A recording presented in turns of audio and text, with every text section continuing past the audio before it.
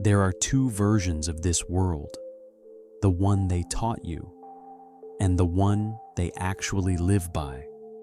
You were taught to work hard, to save your money, to invest wisely, to climb the ladder step by step and earn everything you have through effort and discipline.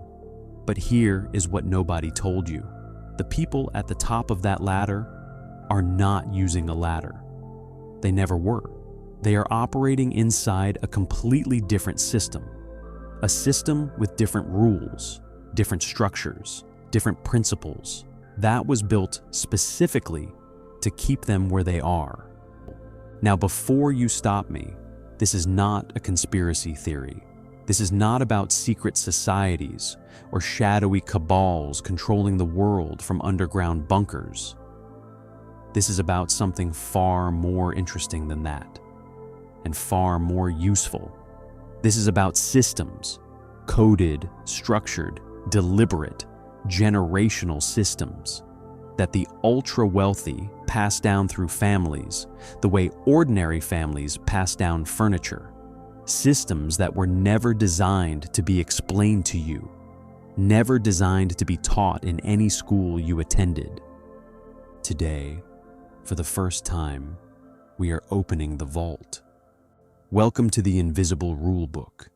For centuries, across every civilization that produced lasting concentrated wealth, one principle stood above every other principle in the architecture of power. Visibility is vulnerability.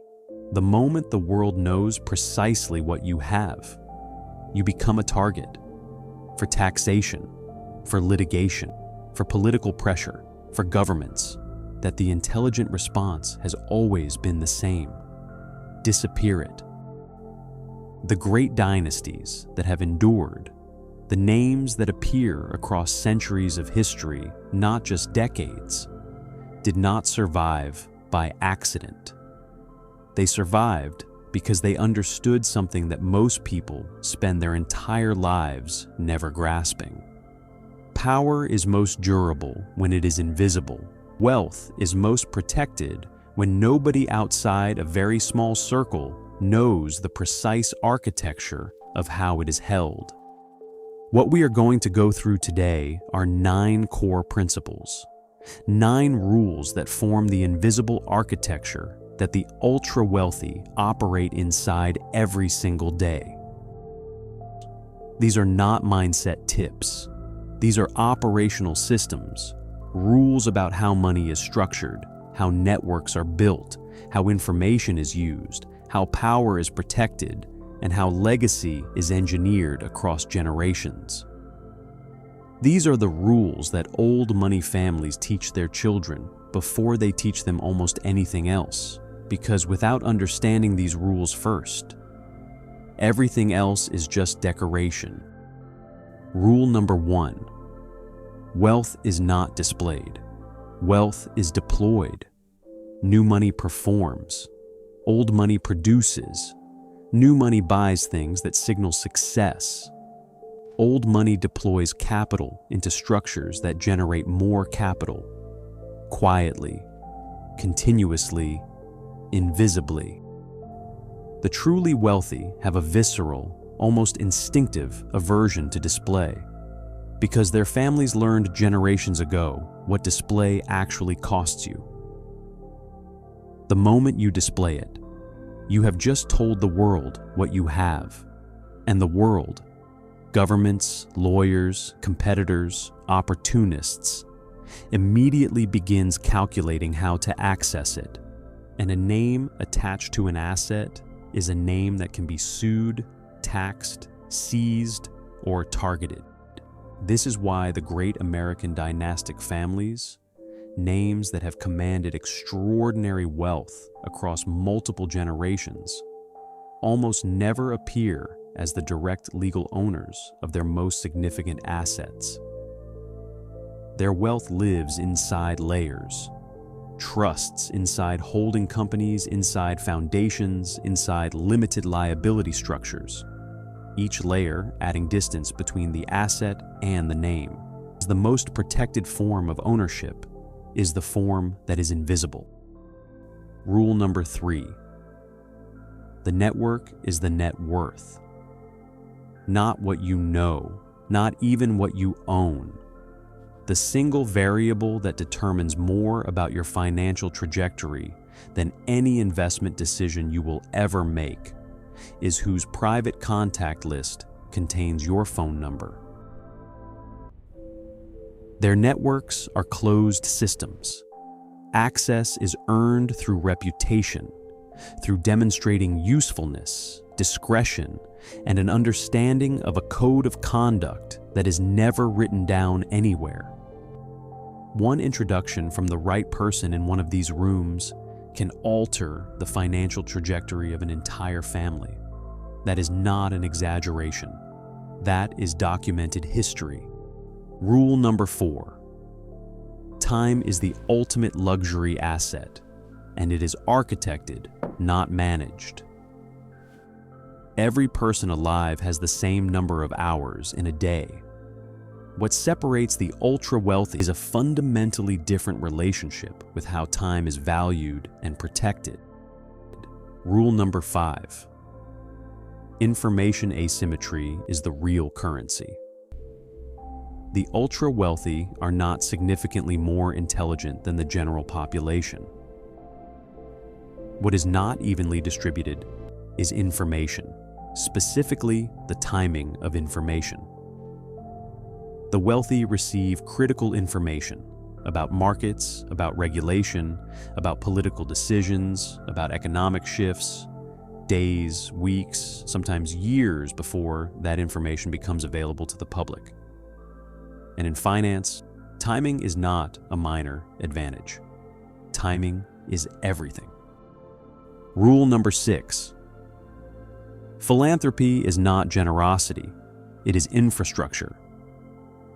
Every foundation, every endowment, every philanthropic structure that a dynasty family builds simultaneously functions as a tax efficiency instrument, a legacy preservation vehicle, a political influence mechanism, and a reputation management system. The point is not that the philanthropy is fake. The point is that it is never only what it appears to be. Nothing in this system ever is. Rule number 7.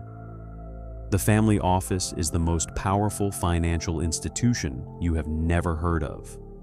A family office is a private, entirely bespoke financial management organization created exclusively to serve the financial, legal, administrative, and legacy needs of a single ultra-wealthy family.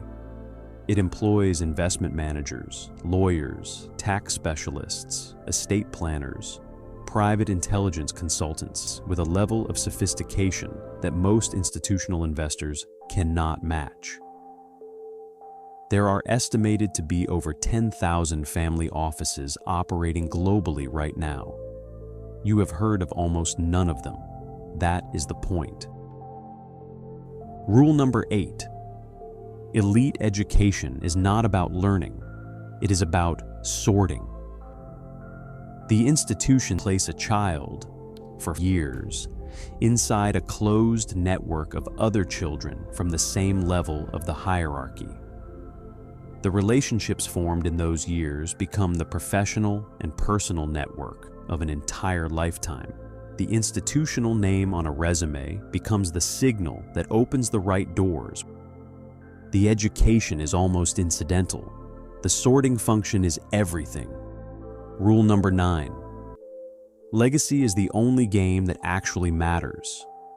Not wealth, not power, not status. The deliberate construction of a name, a system, a structure, a set of institutions that survives you not by years, but by centuries. That continues to generate, protect, and expand the family's position long after the person who built it is gone. Every decision the ultra-wealthy make is filtered through a single question that most people never even think to ask. What does this mean in 100 years? These 9 rules were not invented by any one person. They were discovered, by observing what the most enduring dynasties in human history actually did across generations. Not what they said in public, not what they gave interviews about. What they actually did, generation after generation after generation. The patterns are unmistakable once you know what to look for. The most extraordinary thing about this rulebook is not that it exists. It is that it was never truly hidden. They were simply never explained, never framed, never decoded into language that connected all 9 principles into the unified architecture they actually form. That is what this channel exists to do. Over the coming weeks, Vaultwire is going to go deeper into every single one of these systems. Not surface level, not motivational. The actual architecture, the specific structures, the real mechanisms, at a level of detail that has no equivalent anywhere else. If what you heard today was useful, you already understand why this channel was built. Subscribe to Vaultwire, because the next video goes somewhere even this one couldn't.